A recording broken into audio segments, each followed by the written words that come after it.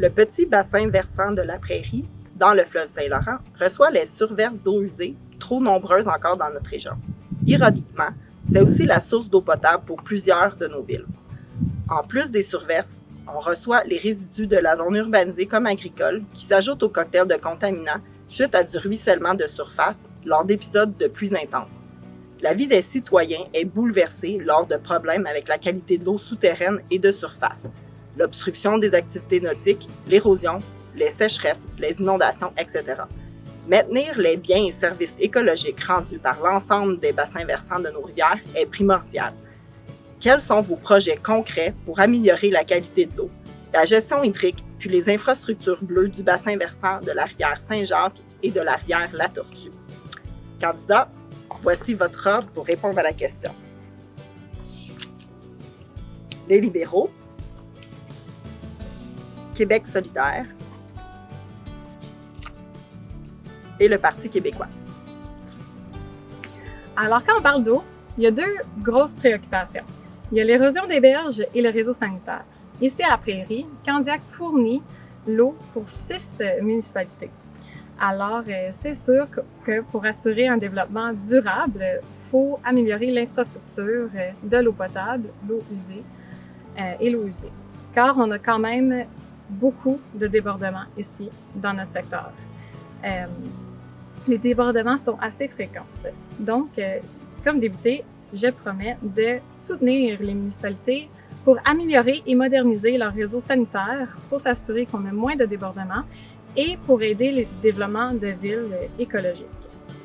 De plus, on a besoin de s'assurer que l'érosion des berges soit protégée, surtout pour la rivière de la Tortue et la rivière Saint-Jacques, car sont tous les deux très affectés. Alors, le Parti libéral promet de mettre en place une stratégie contre l'érosion des berges dans toutes les régions ici, pour la Prairie, Saint-Jean et autour du Québec. Exact. Puis pour la circonscription de Saint-Jean aussi, l'eau, c'est un enjeu important, non seulement à cause de comment l'eau elle est gérée dans la circonscription, mais aussi au niveau des inondations, qu'on est à risque dans Saint-Jean. On l'a connu, les grosses inondations qu'il y a eu à Saint-Jean, donc c'est bien important d'encadrer notre eau de façon adéquate. Puis au-delà de ça, on le voit dans des comtés un peu plus loin, mais mon collègue d'Iberville et tout, il y a des gros problèmes dans ces municipalités d'eau potable. Il y a littéralement des municipalités en 2022 au Québec qui n'ont pas accès à l'eau potable à cause de l'infrastructure de gestion des eaux, donc il est primordial d'agir au plus rapidement possible. C'est pour ça que le Parti libéral s'engage à moderniser les réseaux sanitaires autour du Québec. Pour améliorer la qualité de l'eau, il faut la revaloriser. Québec solidaire veut accorder le statut de personnalité juridique au fleuve Saint-Laurent, donc lui donner des droits. On veut aussi augmenter de façon significative les tarifications des compagnies qui puisent à même notre eau. On veut encourager les initiatives citoyennes afin de bâtir des infrastructures vertes dans nos municipalités, telles que des pavés perméables, des îlots de biorétention et de réduire la quantité de surface imperméable.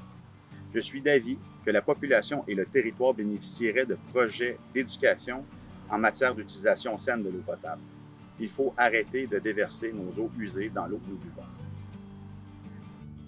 D'abord, j'aimerais préciser que la problématique provient d'un problème à grande échelle. La solution est donc globale. Dès qu'il y a du sol, il y a un bassin versant. Il existe donc plusieurs solutions.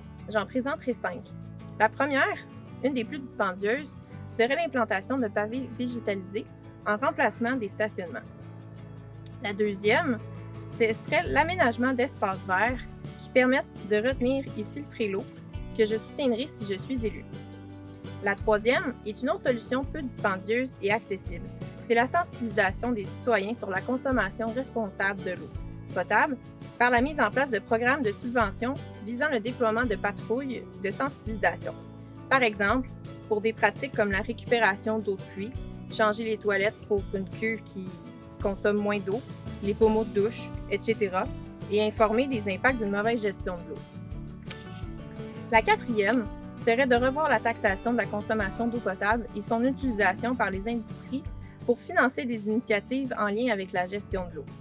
Finalement, j'aimerais travailler pour subventionner la modernisation des systèmes d'égouts pluviaux unitaires pour les convertir en réseaux pluviaux et sanitaires. Une bonne partie des égouts combinent les eaux qui viennent des rues, donc de la pluie, et celles des foyers, donc les eaux usées à traiter. Les séparer, ça permettrait de réduire la surcharge. Concrètement, dans le cas de la circonscription de la Prairie, séparer les égouts permettrait de réduire la surcharge, mais c'est aussi une des solutions les plus coûteuses.